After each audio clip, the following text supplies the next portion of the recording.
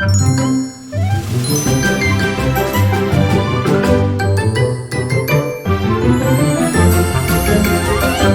the Disneyland with Kids podcast, bringing you travel tips, park tidbits, and the best Southern California travel deals. Welcome to the Disneyland with Kids podcast. I am Becca with This Crazy Adventure Called Life.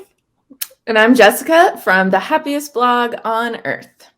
Oh my goodness, Jessica, it's been a long time since we've done this. Yes! It's really exciting.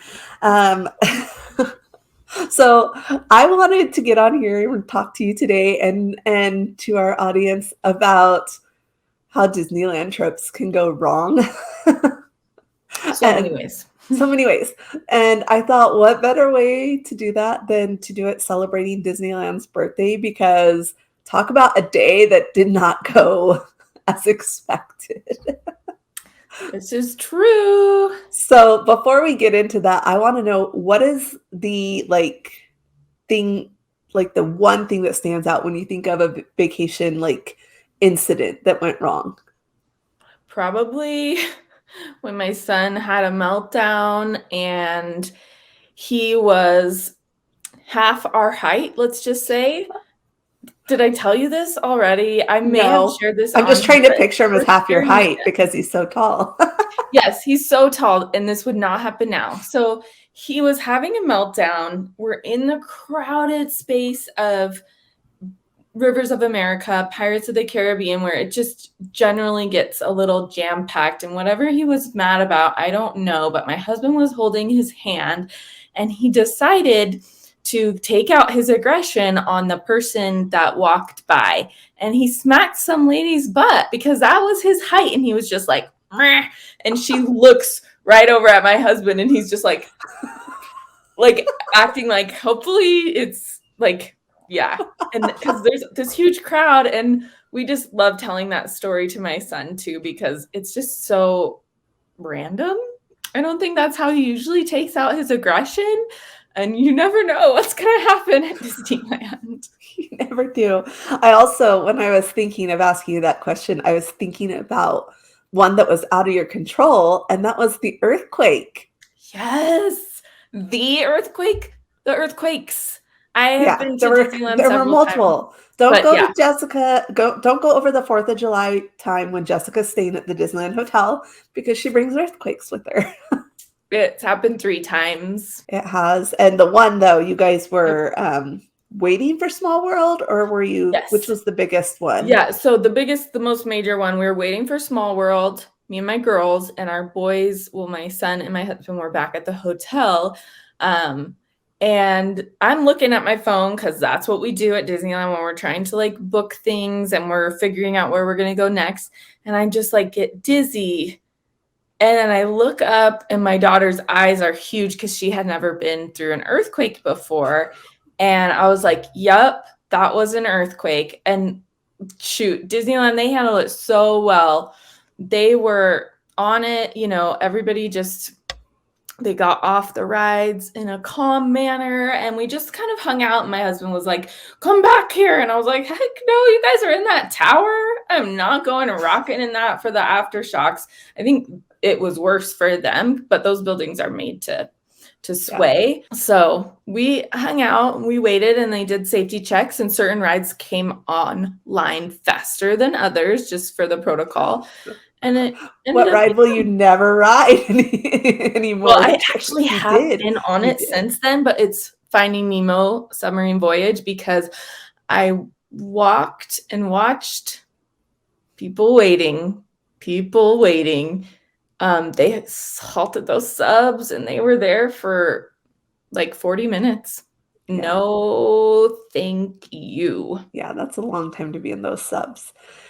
Okay, so nothing goes perfectly smooth at Disneyland ever, but those were some more extreme, examples of what could go wrong. But I thought it'd be fun to tie that into Disneyland's birthday and talking about the things that went wrong on opening day. So we all know the most famous one, and I believe you mentioned this in our last podcast when I said, would you rather be at opening day or so far in the future? Mm-hmm. And what is that famous little tidbit we have all heard about on opening day and the cement? That it wasn't exactly set.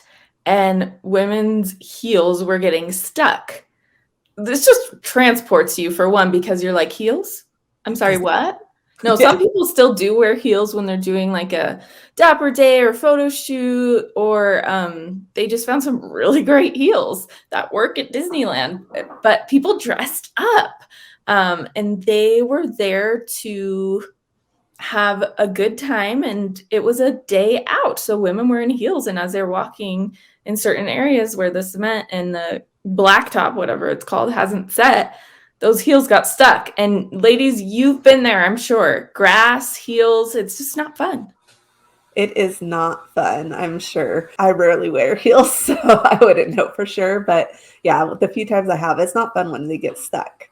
So here are some other things that went wrong on opening day, some well-known, some not. First off, there were rides that were supposed to be open on opening day and were not open. So the one that comes to my mind is Dumbo. The flying elephant was supposed to be operating that day. There were some that they had hoped would be and totally were nowhere near it. I want to say Jungle Cruise, but I could be totally wrong on that one. But I feel like that was one of the ones they had started building when they were opening. And it wasn't open yet. I know it wasn't open on opening day, but I can't remember if it was supposed to be or if they knew it would be late, way in advance. Other things were the restaurants ran out of food and drinks, and there was a plumber strike leading up to the opening of Disneyland. So Walt Disney had to make a decision between having running toilets or running drinking fountains. Thankfully, he chose toilets because that would have been a mess. The biggest thing is there were so many. So July 17th was actually supposed to be more of a preview day, a very small group. Right.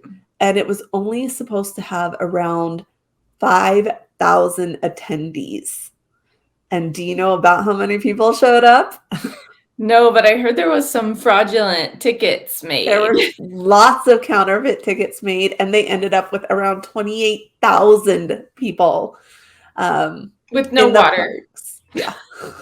And very little shade. Yeah. And so it was crazy busy. I was reading while I was researching this, and they have accounts from cast members. They're like, I was working the carousel and I was waiting until they would officially let people in. And all of a sudden I just see people rushing through the castle. And I was like, what? You know, they were that picture too. So iconic. Kids rushing through. Yeah. Another thing it talked about was that the reporters were literally scaling the walls to get into Frontierland. I don't know why that happened. I don't know if there was they were trying to get a peek before everyone else or what, but it talked a little bit about that. Wow. There was just a lot that did not go as planned. And it just goes to show that even Disney sometimes themselves can't plan for that. Oh, yeah. Now compare that to the opening of Galaxy's Edge in Disneyland. I felt like that was extremely well run, almost too well run because of the fact that they had hyped up this land so much that people had avoided Disneyland, thinking it was going to be insane. The rest of the parks were empty. But even though there were huge crowds going into Galaxy's Edge, it was really well run. There were a few hiccups, but nothing like opening day. Yeah, they did such a good job. That was one thing that was really incredible, just to watch the process of getting people in and getting people out, because at that point you had specific time frames, and it was really fun to be part of that opening day. It was. And we got to meet Josh tomorrow and talk with him a bit. That was really fun. What are your top tips when people are going, especially with kids? That seems to be the biggest time that things are unpredictable and things go wrong. So how do you prepare? We always say, have a plan. So what should be the plan for when things go wrong? What should you be ready for? Ready with food, ready with drinks, before you even need it. Once they're old enough to have like a baggie of snacks on themselves, that's a great idea. Of course, we can haul them around in a bag or backpack or put them in the locker, but I think that's a big point. Making them feel part of the process. I know a lot of times we want to be everything to be a surprise, but I think having them be part of the process can be really helpful. They still do have paper maps. They used to have them at the turnstiles, but now they're just inside the gates. There's some little kiosks with the maps, and kids love looking at the maps. And even if you have a plan and you're telling them, okay, we're going from this ride to this ride to this ride, let them find it on the maps. Let them figure out how we're going to get there, what path we're going to take, and let them feel part of the action. It's great. I also say, don't be so rigid in your what Jessica, one of the great services she offers is Disneyland plans to help you get the most done. But one thing I love about you, Jessica, is you always say build some flexibility into this. Don't think that like you don't say you're going to take 2 minutes to do this and 4 minutes. Like that's not what your plans are like, and that's what you will get from other people. And it's so rigid that if there's even the littlest hiccup, then you feel like, oh no, my whole day is off and we're not going to get everything done. And so be realistic about your plans, have flexibility in your plans, and also just realize like you may think your kid's going to love meeting Mickey Mouse because they love the Mickey Mouse shows on Disney Junior or whatever, and then they're freaked out by it, like one of my twins was for a while. Just know things aren't going to go perfectly, and be open to that as a parent. And it's really hard as, we've spent a lot of money on these vacations. But of course, that's why we always say like book through our partners at Getaway Today because you'll get a better deal. And just be able to adapt to what your kids like, dislike, and then anything that comes up. That's my biggest thing with that.